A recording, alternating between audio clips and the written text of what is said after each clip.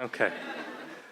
Um, so I was 20 years old when I had my first kiss. So I'd gone to college. I wasn't really that confident, and I started online dating. And I remember in the last semester of sophomore year, Bumble ran out of people for me to swipe on. Ran out. They said, there's nobody left for you. And that sucked. It sucked a lot. The next semester, I decided, well, screw it. I'm going to try again. And I ended up matching with this girl. And we went on a first date. And the whole time, I kept telling myself, she's not going to show up. She's not going to show up. She's not going to show up. Because that was the only way that I could prepare myself for the truly impending disaster that was going to occur. But she showed up. And the date went well, and then we went on a second date, and then the third date. And she decided that we were going to go to a ramen place in downtown Austin. And when she picked me up, I had started to lose my voice because I had had an interview earlier that day. And we got to the ramen place, and my voice was starting to sound like this, and starting to sound like this, and starting to sound like this. But then we just talked for 3.5, 4 hours. And when we got out, the weather was somehow 25 degrees colder. I asked her if I could hold her hand, and she said yes. And we walked under an umbrella to her car. And we sat in the car, and I looked at her and I said, "Can I kiss you?" She said, "Yeah." And then we made out for a really long time. I mean, long. And yeah. It was perfect. We were in this car, and the headlights were shining on the wall, and there was this gentle pitter-patter of the rain on the roof. And then I pulled away after God knows what minute, and I said, "This is my first kiss." And then I was like, "Stupid, stupid, stupid." And she said, "I wouldn't have known." And then I was like, "Dude, nice." We had an amazing year.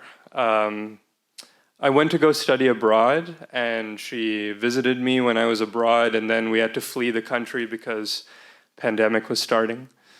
I went and lived with her parents and her for 2 weeks, and that was the way I met her parents in Dallas.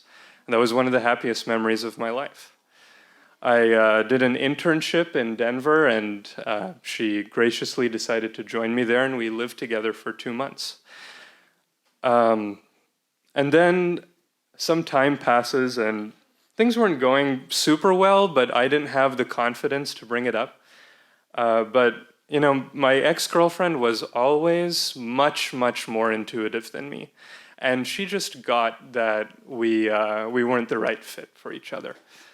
And one day, she's driving back from Dallas to Austin, and it was the only time in our relationship where I felt anxious. I thought we were going to get married. We had picked baby names and all this stuff. And I looked at her location, and she was still in Dallas, and she was supposed to be down the highway for like an hour and a half. And it was, like I said, the only time that I was anxious. And she showed up to my door, and she was crying. And she came into my bedroom, and she said, I don't see a future here. It's been 2 years since that day. And honestly, you know, I think I'm much happier now, single, than I would have been were we together. It was an amazing relationship, beautiful relationship, but we just weren't right together. Yeah, I've made so many beautiful friends. I went to therapy for a long time and really grew.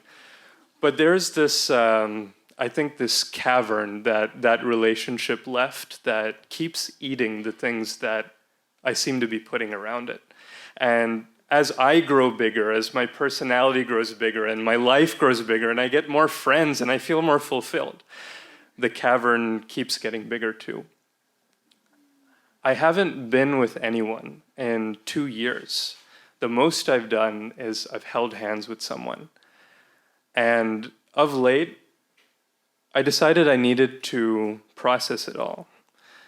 And so I've been reading all of our old texts. I've been listening to all the old audio messages that we left. Wait. It's not that bad. Oh, no, I don't know. I decided that I needed to go through the whole damn thing one more time. And tomorrow's Valentine's Day, and I think once I do that, I'm going to delete it, because I don't think I need it anymore. But that's the hard thing, is that she was great. We had a great relationship. It was really tender and emotional, and I loved her deeply, and she loved me deeply. But that's the hard thing, is that sometimes it's just not the right fit. And that hurts, and there's no real solution to that. So that's me.